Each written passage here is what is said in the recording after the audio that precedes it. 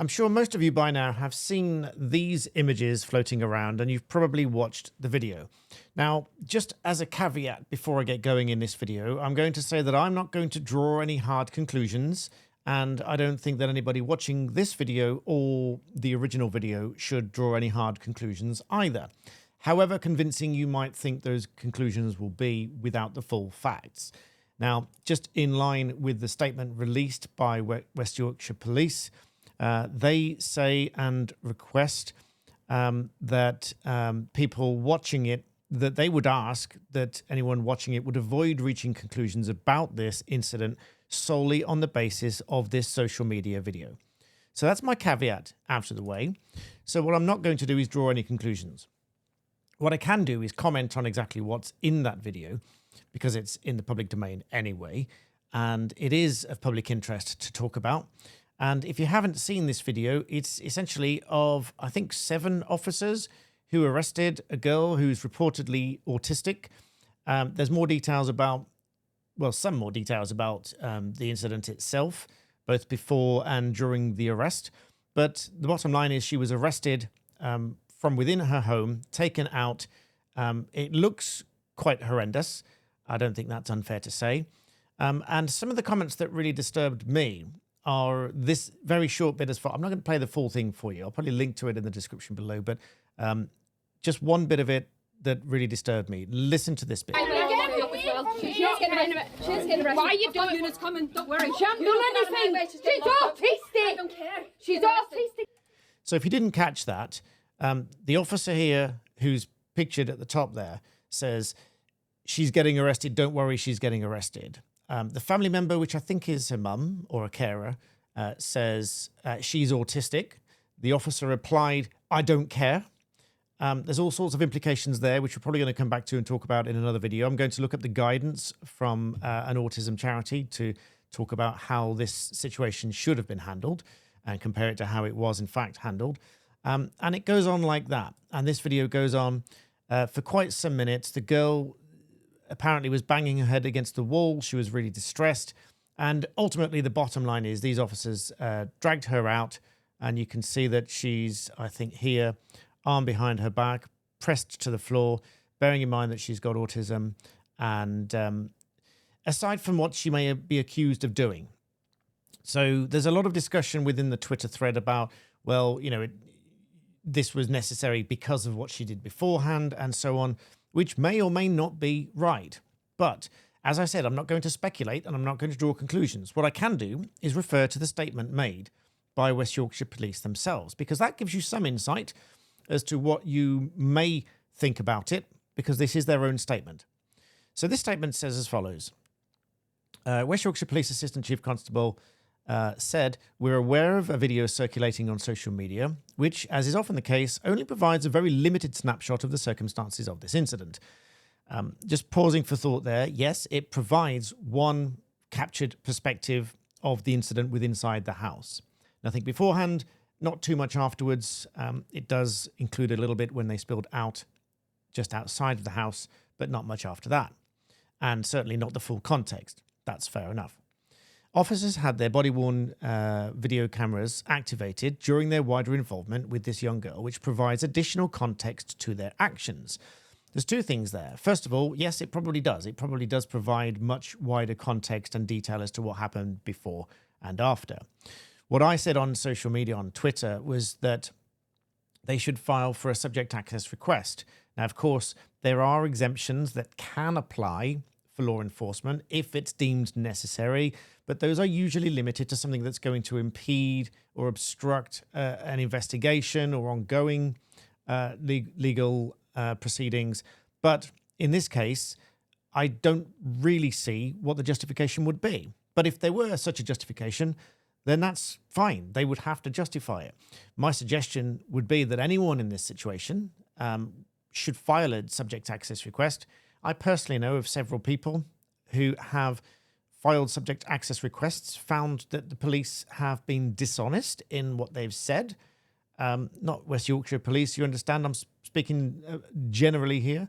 But a police officer has been dishonest and found to be dishonest in what was captured within the video footage from a subject access request. And then the police have been successfully sued for damages for wrongful arrest. So this is a necessary provision in the Data Protection Act, the right of access. It is a right of access to that information, and that includes body-worn footage. Unless the exemption applies, and then they have to justify it. But if they do prosecute this girl for anything, they would likely have to disclose that material anyway. Criminal specialist barristers may support or not what I'm saying here, but the ongoing duty of disclosure is that anything that is reasonably capable of undermining the prosecution case or assisting the defence. So any of that footage may be reasonably capable of undermining their own case or assisting the defence. And if they rely on it, then they have to disclose it anyway. So it's a very broad test for disclosure. So most, if not all, of that footage would have to be disclosed if they were to prosecute this girl for anything. Moving on, we've received a complaint in relation to this incident, which is currently being assessed by West Yorkshire Professional Standards Directorate. While that ongoing process in active criminal investigation limit our ability to fully discuss this incident in detail, we feel it's important to have some context about the circumstances. Great. So they're being helpful so people understand. Now, this is the description of what happened just before and then what happened coming up to the house. From just after midnight on Monday, police received calls from a family member, presumably the family member of their girl, of a 16-year-old girl, who was reportedly intoxicated and putting herself at risk in Leeds city centre. Now, in response to that, some people on Twitter have unfairly, in my view, said that, the police are not a taxi service. Now, of course, the police are not a taxi service, but if she was genuinely putting herself or anybody else at risk, then equally, a family member could report that to the police for assistance.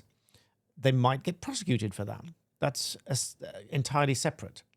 So that aside, that's just what the police have said here in their statement. That aside, officers attended about 1 a.m. and drove the teenager to her home so she could be appropriately looked after. So the police made the decision to take her home, as police often do.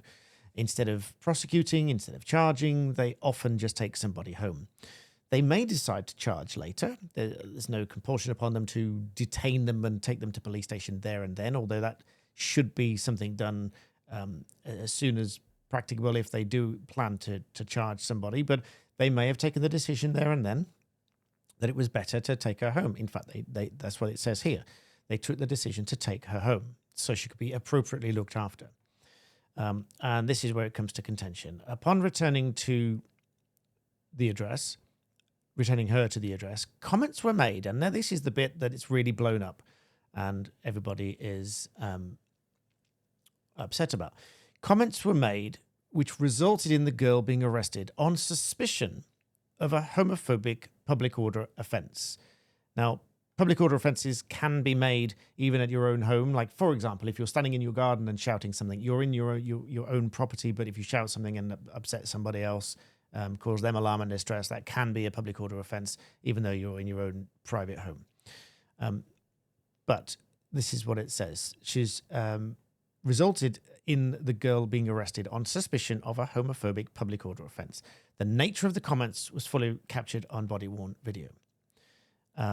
So this, according to the video, was that she referred to the police officer looking like her lesbian nanny.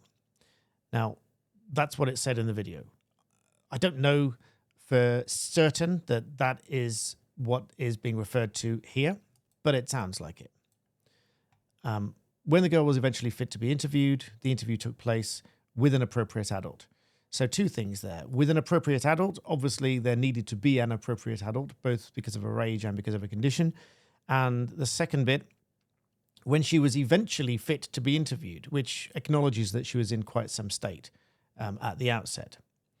She's then been released on bail. I understand it that I've read, which I think was from the family, that she's on unconditional bail, pending further inquiries and so on. So I would reiterate the caveat at the beginning of this video. No conclusions drawn. We're not, I'm complying with that polite request by the police not to reach any conclusions.